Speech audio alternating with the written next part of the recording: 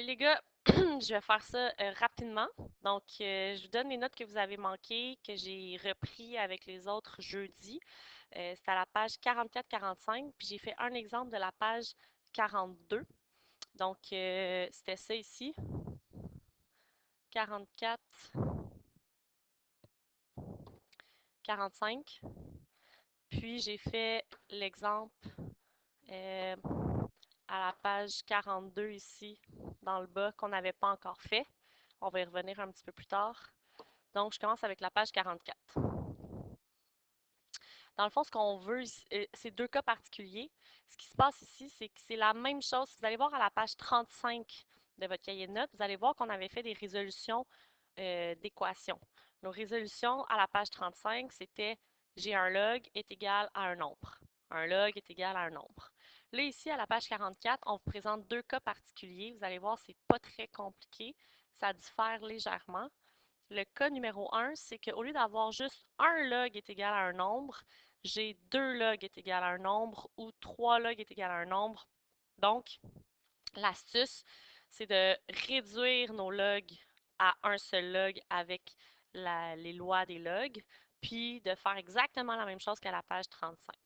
Fait que j'ai commencé avec l'exemple 1. Donc ici, je veux avoir un seul log. Donc je vais réunir mes deux logs. Vu que j'ai un plus, je peux utiliser la deuxième loi des logarithmes. Fait que je vais faire log en base 10 de 3 fois x moins 2 est égal à 4. Ensuite, ben, je suis rendue exactement au même point qu'à la page 35. Fait que là, vu que je cherche c'est quoi le résultat, je vais transformer en forme exponentielle, pardon. Donc 10 à la 4 est égal à 3x moins 6. Ensuite, 10 à la 4, c'est 10 000. Fait que je vais transférer mon 6 de l'autre côté tout de suite. Fait que je vais avoir 10 006 est égal à 3x. Donc, 10 006 divisé par 3 est égal à x. Oubliez pas, moi, si j'étais vous, je surlignerais dans mon cahier de notes. Lorsque vous avez des logs, vous devez faire des restrictions. Lorsque vous avez plus d'un log, vous devez déterminer la restriction de chaque log. OK? C'est super important. Euh, donc, ici, restriction, il ne faut pas que x moins 2 soit plus petit ou égal à 0. Donc, x doit être plus grand ou égal à 2. Et, euh, et dans le fond, c'est tout ce que j'ai parce que ici, pour mon deuxième log, j'ai 3, j'ai pas de x, j'ai pas d'inconnu, donc j'ai pas de restriction. Est-ce que la réponse que j'ai ici, c'est plus grand que 2? Oui. Donc, pour m'indiquer que vous avez compris, vous avez fait de la vérification, faites juste me faire un OK. Exemple 2, on va le passer parce qu'il y a un à la 2, puis je vous en avais déjà parlé en classe. Ça ne sera pas à l'examen, c'est un cas un petit peu particulier. Donc ça, on l'oublie. On passe au troisième. Même chose ici, j'ai deux logs. Donc, si je veux résoudre mon équation, il faut que je rassemble mes deux logs ensemble pour avoir un log égal un nombre. Donc, j'ai la même base. Je vais continuer en noir. J'ai la même base. Je peux donc faire une division. Pourquoi une division? J'utilise la troisième règle à cause du moins.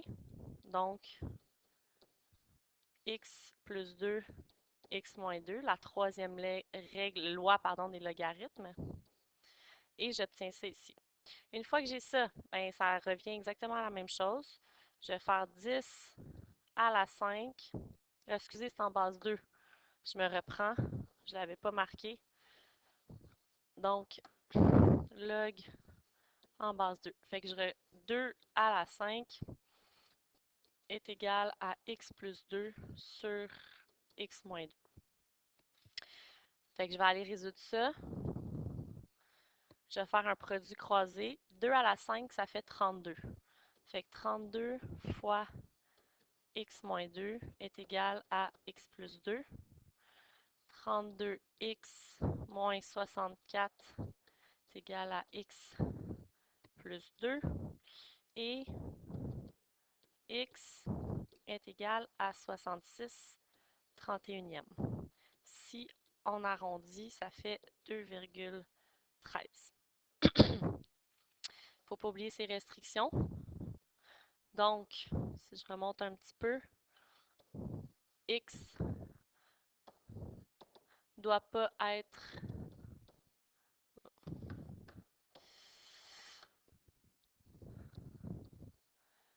x doit être plus grand que moins 2. X doit être plus grand que 2. Est-ce que x est plus grand que moins 2? Oui. Est-ce que x est plus grand que 2? Oui. La réponse tient la route. Parfait. On passe à la page 45. Dernier exercice. Même chose, donc j'ai une série de logs. Cette fois-ci, par contre, j'ai un log qui est de l'autre côté, donc qui est à droite de l'égalité. Fait que s'il y en a qui ont vu la qui ont eu dans le fond, qui ont vu le cas numéro 2, si vous regardez juste ici, il y a une autre façon plus rapide qu'on peut utiliser. Mais là, puisqu'en théorie, en ce moment, on n'a pas encore vu le cas numéro 2, je vais le faire au complet comme on l'aurait fait sans connaître la technique du cas numéro 2. Donc, c'est des logs en base 5. Je vais commencer par soustraire, vu que c'est une soustraction, je peux diviser les deux résultats. Donc, ça ici comme ça est égal à log de 2x en base 5. Ici, je pourrais simplifier mes x. Ça va me donner log en base 5 de 4 est égal à log de 2x en base 5. Ensuite, je peux venir soustraire log de 2x en base 5 de chaque côté. Fait que j'obtiens log de 4 en base 5 moins log de 2x en base 5 est égal à 0. Ça ici, je peux faire une division. Log en base 5 de 4 sur 2x est égal à 0. Si je remets ça en forme exponentielle, ça va me donner 5 à la 0 est égal à, je vais faire ma division, 4 divisé par 2, ça fait 2, donc c'est égal à 2 sur x. 5 à la 0, ça fait 1. 1 est égal à 2 sur x. Donc, x est égal à 2. J'ai des restrictions à faire. Donc, je vais les faire ici en rose. 4x doit être plus grand que 0, donc x doit être plus grand que 0. X doit être plus grand que 0 et 2x doit être plus grand que 0, donc x doit être plus grand que 0. Même si c'est la même restriction, je veux voir les trois restrictions. Je sais que c'est redondant, mais je veux le voir. Donc, est-ce que 2 est plus grand que 0? Oui. Super. J'ai répondu à... j'ai vérifié, j'ai validé, donc mon x égale à 2, c'est bien une réponse qui est possible. OK, on continue avec le cas numéro 2. Donc, le cas numéro 2, c'est encore une autre technique pour faire une résolution d'équation. Cette fois-ci, ça va être utilisé quand on va avoir un log à gauche et un log à droite de l'égalité. Je vous explique c'est quoi le principe derrière ça rapidement. Donc, ici, le fait que mes deux logs, que ce log-là et ce log-là soient égaux, quand je cherche un log, je cherche un exposant. Fait que ce que ça me dit, l'égalité, c'est l'exposant ici est égal à l'exposant ici. Fait que supposons que l'exposant, c'est cœur. Ça veut dire qu'on a cœur de chaque côté. Qu'est-ce que je sais aussi? Je sais que j'ai la même base de chaque côté, C. Fait que C à la cœur, C à la cœur. Qu'est-ce que ça me dit du résultat? Bien, ça me dit que le résultat ici de ça va être la même chose que le résultat de ça ici. Fait que le résultat qu'on a appelé U il n'a pas le choix d'être le même que le résultat qu'on a appelé V. C'est pour ça ici qu'on va écrire nécessairement, lorsque j'ai deux logarithmes qui sont égaux et qui sont dans la même base, les résultats vont être égaux. Ça va nous sauver du temps pour des problèmes comme celui-là, par exemple. Fait que je commence par essayer d'avoir seulement un logarithme à gauche et à droite. Ici, à l'exemple 1, je vais utiliser les lois des logarithmes pour le réduire. Donc, je suis en base 10. Log de x moins 1 divisé par 2. Pas divisé, pardon. J'ai un plus. OK, je recommence.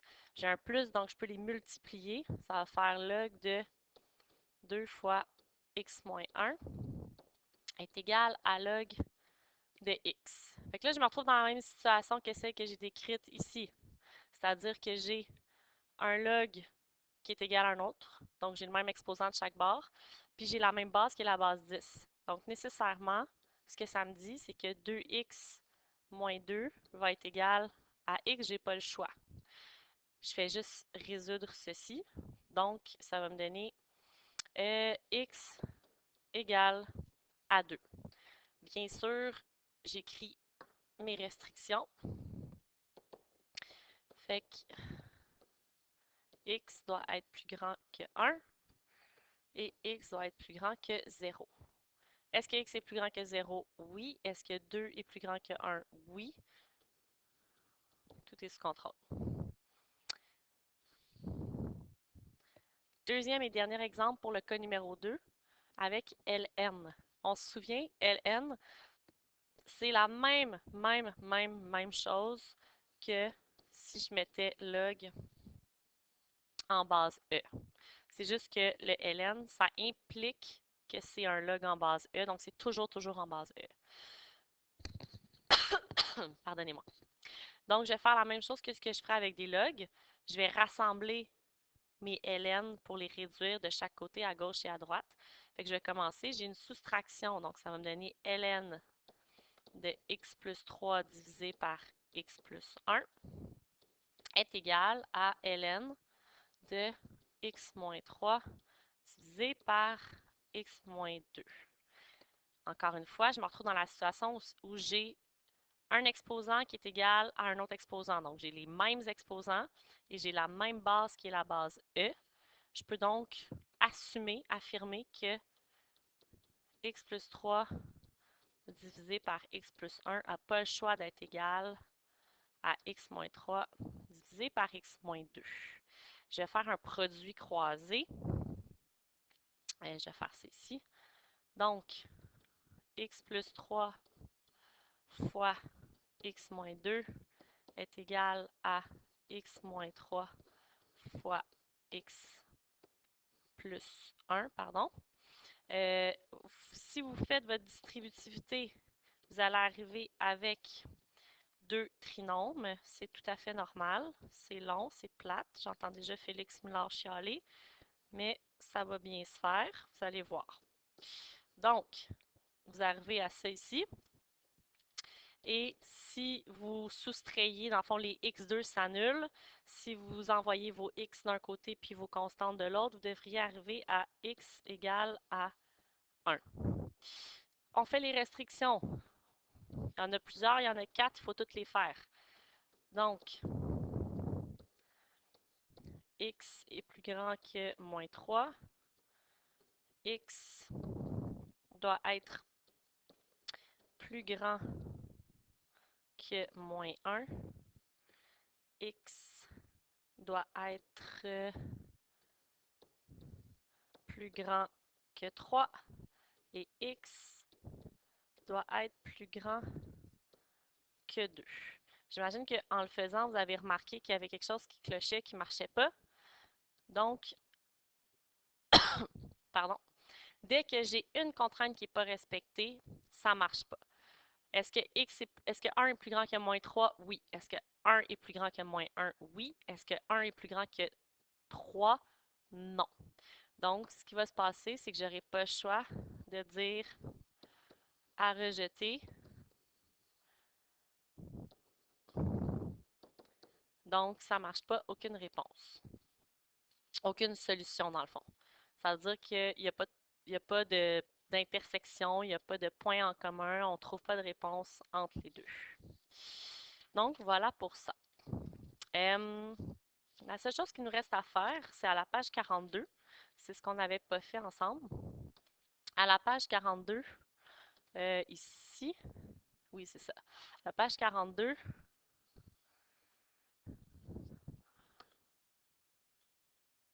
ce qu'on veut faire, en fait, c'est la même chose que lorsque vous étiez en secondaire 2 et qu'on vous disait, par exemple, vous avez une expression algébrique. Si A vaut 3 et B vaut 5, trouvez la valeur de cette expression algébrique. Fait que quand on vous demande d'évaluer les expressions suivantes, ça veut dire trouve une réponse précise. Si je sais que log n en base A vaut 7 et que log R en base A vaut 3. Ça se pourrait que la réponse, ça soit des expressions algébriques si, par exemple, log de R en base A, ça valait A. Okay? Donc, ça peut être un nombre précis, comme ça peut être des expressions algébriques. Mais le but, c'est de remplacer ce qui nous est donné par l'égalité. Donc, ici, si je commence, je vais effacer ça ici, puis je vais le refaire en même temps que vous. Je pense que ça va être plus facile de suivre pour vous.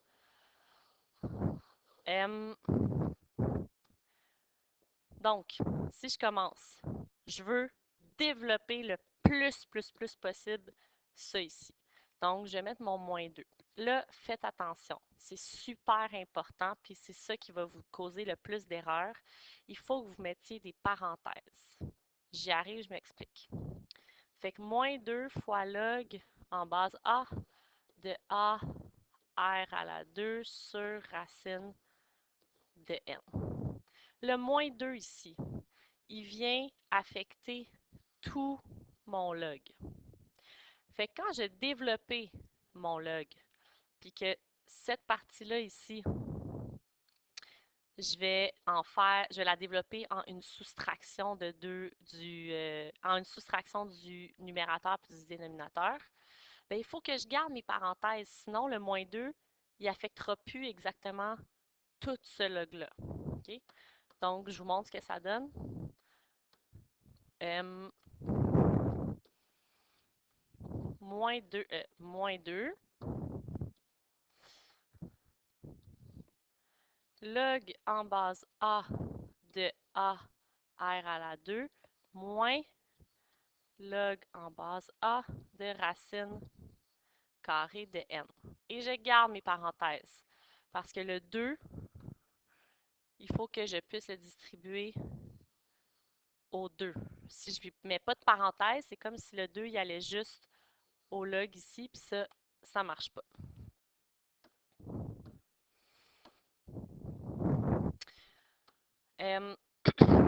Ensuite, je continue.